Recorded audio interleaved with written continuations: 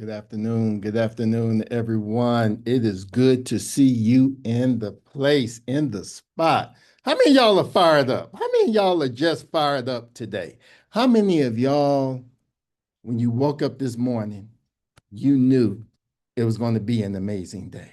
I don't know about y'all, but I wake up every single morning believing it's going to be an amazing day. First of all, I want to welcome y'all to Decide Who You Are Becoming Next.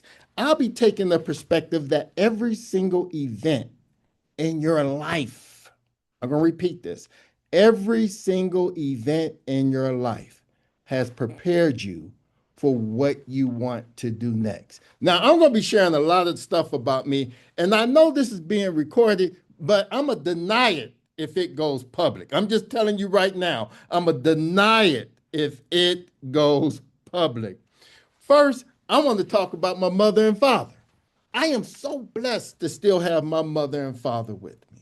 I am so blessed that they poured so much into me that I am able to do the work I am able to do today. By the way, my mother was a bus driver. She's a retired bus driver. And you say, well, how does a bus driver inspires you? Well, first, my mother and father, they didn't live together, but they both co-parented very well. But I lived with my mother. My mother had to get up at 4 o'clock in the morning, drive me to my aunt's house so she could take me to school.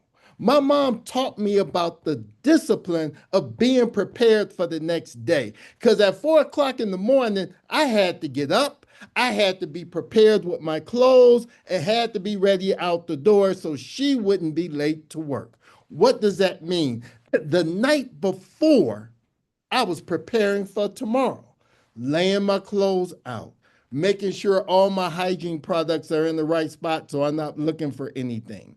Making sure, I hate to say it, my bath and shower was timed so that we can get out on time. Had to make sure I had every single thing in place. And the night before, my mom would go through a list. Anybody had that parent go through a list the night before you had to go out the next day? She would say, are these things in order? Are you prepared? Did you do your homework? And do you have every single school supply that you need? That led until I was about 13 years old, where I had to take the city bus. Now I'm sitting up in my chair because if you haven't taken the city bus as a 13-year-old in Los Angeles, California, it was an adventure every single day. And my mother taught me how to take the bus, how to read the bus lines, where to sit, how to see if there's danger approaching, how to make sure that you're safe getting off the bus and getting on the bus. What skill set does that teach me? It taught me how to be aware of my surroundings. It taught me how to read body language. It taught me how to engage people to disarm them if they thought I was some type of threat. I grew up in Los Angeles. Trust me, gang culture was around, drug culture was around. People who probably didn't have their best intentions with me or anyone else. My mother always said, say these things. Good morning. How you doing? Don't come off threatening. Don't come off with an ego like you ready to fight because you don't know where their friends are sitting on the bus waiting to harm you.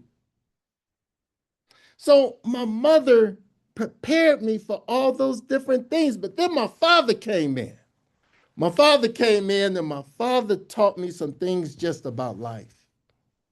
My father was an advocate in the community and a college professor. He taught at California State University of Long Beach. He was a Black Studies professor. The first lesson my father taught me was about humanity. When I was a kid, I would eat a lot. And if I stood up right now, you'll be able to see that what I ate as a kid, I'm still carrying now. But that's a whole nother story. My father took me to a barbecue place near his house. And there was a lady standing right there. You can tell she may have been destitute, may have been homeless. I don't want to make any assumptions. My father started a conversation with her. I'll repeat this. Like that was his best friend, like that was his sister, like that was someone that he knew for years. Bought her a meal, gave her a hug, and when we walked away, I said, Pops, who's that lady? My father said, I don't know. I said, then why were you talking to her? He said, I don't know. He said, anybody you see, regardless of who they are, you treat them with decency and respect, regardless of their economic situation, regardless of how they show up. He said, you always treat them with decency and respect. So now let's begin to paint this picture. My mother is telling me how to disarm people with kindness and respect. And my father is telling me how to approach people in general with kindness and respect. He said, you treat everyone with dignity. He said, that will carry you along as you become a student, as you become a leader, as you become more engaged with the people who you call your peers and your friends. Now let's go to college. I don't know about y'all, but I was broke when I went to college. When I say broke, I mean broke. Tuesday night tacos was the best thing that ever happened at Taco Bell. And if you're old enough to remember, Taco Bell had the 29-cent tacos on Tuesday. We would scrape up change. We had the old school cards and the change would go in the seat. So you trying to scrape up the change in the seat. And by the way, I really didn't have a car. I had an automobile. As long as it started in the morning, I was good. When it stopped and I couldn't fix it, I just put it on the side of the road and kept pushing. It was an automobile. My friends in college taught me about how do you surround yourself with people who are going to uplift and inspire you. Now, this is before cell phones became popular and you were able to just check in with folks immediately. None of us really could afford a parking pass. So all of us would park on the street, carpool with someone that saved a parking spot for us, and then go on campus. We would check in with each other every evening to make sure we got our homework done. We would make sure that we wasn't doing things that could compromise our future in college. We held each other accountable. My friends, who are still my friends today, are the people who I was able to say I've surrounded myself with people who truly have my best interest in mind. I had to begin to step away from some folks, though, because my high school years, I had people around me I know I shouldn't have had around me. And when I was in high school, especially my senior year, I was a wild child. And when I say a wild child, hey, I was doing things I shouldn't have been doing, ditching school at times. And since I was pretty decent in school, I would turn in my homework, turn in all my schoolwork, and figure out a way how to get out of class. Now, I hope my parents are not on here because now I'm about to have some confession moments about my senior year in high school. But what I learned was there were people encouraging me to ditch school. There were people encouraging me to engage in things that worked against my future. And when I got to college, I had to separate from them folks if I was going to graduate. I didn't separate from the relationship. I separated from their influence. Two different things. These are still people when I go back to Los Angeles, hey, how you doing? What's going on? You know, how's your family? How's life? But once again, I didn't separate from the relationship. I separated from the influence. Two different things. I believe in keeping relationships. I believe that every single person has brought value in my life. but I had to graduate to another set of influences that was going to take me to the next stage of my life. My mentor, Gilbert Berry, was in the Air Force. He was the one that taught me about traveling being important. My fraternity brother of Omega Psi Phi Fraternity Incorporated, Brother Jeff Smith, taught me about being organized. And then my best friend, Will Gideon, taught me, brother, you better start wearing the suit and quit coming to these school meetings in t-shirts and jeans. I had to first open up and give these people permission to give me that feedback. And then second, I had to learn how to receive it. I'm going to repeat that. I had to open up and allow people to give me that feedback. And then two, I had to learn how to accept it. And as I became a college instructor, as I became an educator, I learned that my role was to pour into students what was poured into me. One, be kind. Two, be prepared. Three, be accountable. Four, give that feedback that takes them to the next level and not feedback to just tear them down. Anybody ever got feedback from someone when you got through getting that feedback? You're like, wow, man, that was, don't get me wrong. You want to give that real feedback, but you don't want to give feedback that tear people apart. You want to give them that honest feedback, but also give them something to take the next steps. I've had people give me feedback, tear me down. I said, well, what suggestions do you have? I don't know. So you done tore me down for 20 minutes and you have nothing to offer after that? What am I supposed to do with that? Well, as I fast forward, I want to tell you about a story about resilience, and then we're going to open this up for a discussion.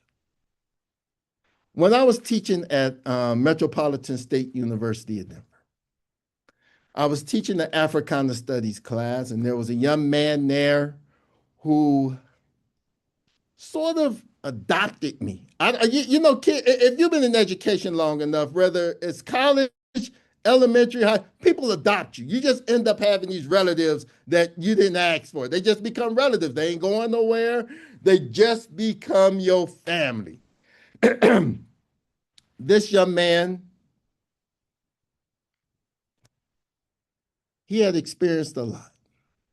He was trying to play college basketball. That didn't go well. He had family issues where his family was chastising him about going to college and not really trying to inspire and motivate him. He became an alcoholic and moved out of state, and he would always stay in contact. Said, hey, bruh, this basketball thing not working, relationships are not working. So every time he would call me, he would be intoxicated. Came back to Colorado, and I let him live with me for a minute. And we went to a rehab center. He went through the rehab center and said, this is not for me, left. And then at his lowest point, he called me from a park and said, I'm going to pick a fight with someone so that they can kill me and I don't have to do it myself. I was like, brother, just tell me where you at and I'll come pick you up. You don't have to do that. So for about 3 or 4 days, he didn't call me back. I was hoping the worst didn't happen. But he called me back and he said, being in that park taught me something. The words I shared with you, I know you were scared, taught me something. He said, I am going to get my life back together. Went back to school, got his degree. Went back to school, got his master's degree. And now he is a certified therapist, and he is over one of the top programs in the state of Colorado. One day, him and I was talking. I said, "What was the change?" He said, "I reflected on every single event in my life, and instead of keeping it as an event that traumatized me, I used it as an event to motivate me." He said, "I had to flip the script. I had to make the change." And he said, as long as there were people in my life to keep giving me words of encouragement. So he has surrounded himself with people who loved him, people who was going to uplift him, but yet still give him that critical feedback that held him accountable about his sobriety, that held him accountable about his family, that held him accountable about achieving his goals. And now, when he changed every single event in his life that traumatized him, and turned it into something that motivated him, he was able to make that critical change. As I begin to close, so we can just go into a discussion, here's what I want you to think about when we get off this call. Just a few questions. Am I becoming the person who? That's up for you to answer. I am releasing what? I am committed to. Within the next 72 hours, this is how I'm going to move forward. I'm going to repeat them again. Am I becoming a person who? I am releasing what? I am committed to. Within the next 72 hours, I will do what to move forward? This has been great being able to spend this time with you. And I look forward to working with you in the future.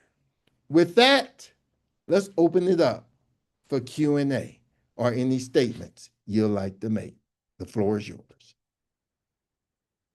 Any questions, any feedback, anything you would like to share?